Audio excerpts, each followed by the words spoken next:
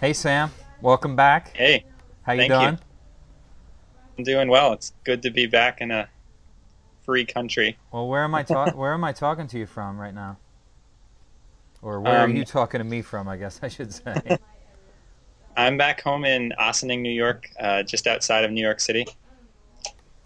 And you just arrived home last night, I guess?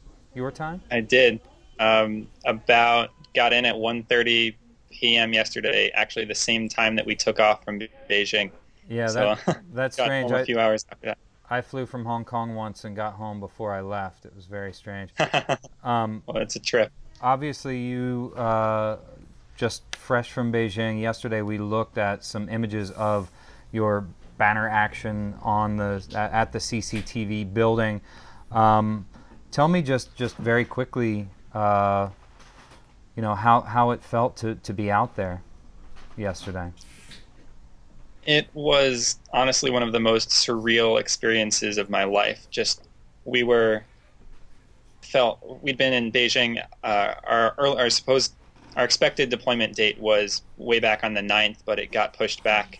And so we had 2 weeks in Beijing, sort of not really sure what was going to happen and when we were going to go. And we were scouting and trying to look like tourists and having fun. And then we just went. And then it was, everything went smoothly. We got up on the wall. The banner was out. We heard that there were tons of media outside taking pictures, and then within a few minutes, a ton of paramilitaries came over and pulled us all off the banner. And then within an hour, we were at a police station being interrogated. And then a few hours after that, we were told we were being sent home. So the whole thing was very surreal, and we were all very fully prepared for at least one night in jail. And then suddenly, we were just being sent home, and so it was over. It was over pretty quick. Well, yeah. So you were there traveling around trying to figure out what to do and how to do it best and how to speak out in the way that would make the biggest noise, and spent 2 weeks, and then suddenly within literally hours you're on a plane home. So that must have been Yeah. a bit kind of disconcerting, strange, whatever, discombobulating. I don't know if you Yeah. can use it as an adverb. Um, how do you feel about how it all went in the end? I feel fantastic about how it went. And the biggest sign was well, first of all, stepping off the plane and seeing a small group of Tibetans and our families there to greet us was very exciting. And then getting back home, and I had 100 emails and 12 voice messages, and all of my friends, none of which I'd told, had found out because they'd been watching the BBC, and they wrote me messages and called me and said, "Holy crap, was that actually you in Beijing?"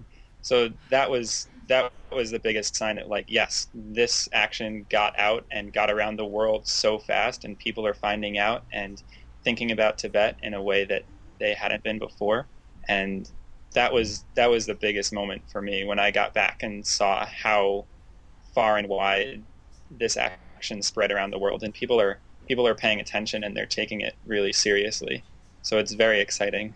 Yeah. So, um, I have worked with you at the SFT headquarters. You've been an intern this summer and working very very hard at obviously a critical moment for SFT. And then you left us and went off to Beijing. Um, give me a sense of what it's been like just this summer for you, building up to this moment. Uh, around the Olympics. It's been one of the most exciting times of my life. Just thinking it, we at SFT have been talking about the Olympics for years and years, since before I even really got involved in the movement.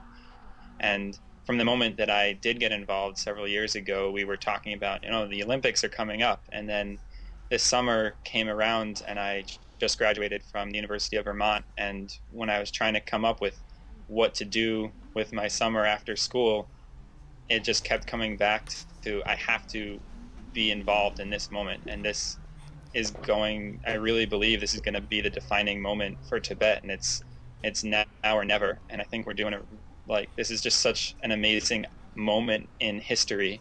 So to be involved right now is one of the greatest things that that we could be doing and that I could be doing right now. So it feels really powerful. You were there as a support person with along with Bianca, another SFTer. We mentioned her yesterday. Showed a photo of her up on the Chinese embassy in D.C. back in 2001, protesting against Beijing's bid for the games before the IOC actually even awarded it to China.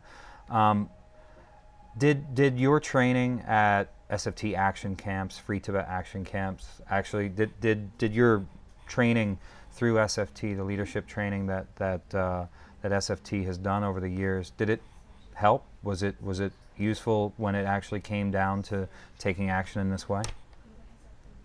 Absolutely. You can tell the truth. I want you to tell the truth. I'm interested in what it meant, really, in the end. And yeah, and the truth is that it absolutely helped, and that I've learned so much through SFTs, especially at the action camps and regional conferences and working in the office. And I felt like I had all of the skills I needed to go and to do this action and to be as successful as I could. And a lot of it is really being ready for the unexpected, because we got there with these we had cue cards in our pockets that said, if you touch that person will fight, in English and Chinese. And at one point Bianca tried to hand one to one of the paramilitaries, and he wouldn't even look at it. He just swatted her arm out of the way. So at some points it's like you can be as ready as you can, but you have to be ready for the unexpected. So in that sense, I felt like I really had been prepared as much as I could, and I knew, I'd been talking to other people that have done actions in Beijing, and then once we were done, I knew talking points, I knew how to talk about Tibet and what needed to happen next. So the trainings have been an invaluable resource in getting ready for this, definitely. I'm very glad to hear it, having been in an action camp with you, having been part of the training. I'm sincerely delighted to hear that it was helpful, and you make us proud. We've been really proud of all the activists who have been able to go and actually take action in Beijing. It's been incredible from the outside, watching this Olympic uprising for Tibetan freedom unfold.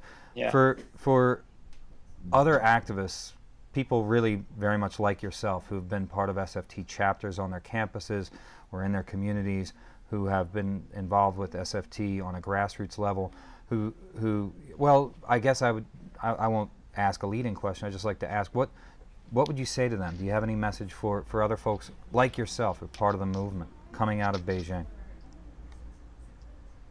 That if there's any time to be involved and to speak out, this is it, because this is the biggest stage that there could possibly be. The Olympics are watched by literally billions of people, and I saw in Beijing how much control China has over its society, and how much, but I also I really feel like even just going, and part of that is I get there and I did this banner hang, and this little banner hang, it was up for 30 minutes, but the pictures of it are around the world, and my mom's friends keep sending her emails saying, I saw you on like Australian news and on the BBC and on NBC, and I just did an interview on a Vermont news channel, and it's getting around the world. And that's these little steps and these little things that we do, they add up to a big, huge moment for Tibet.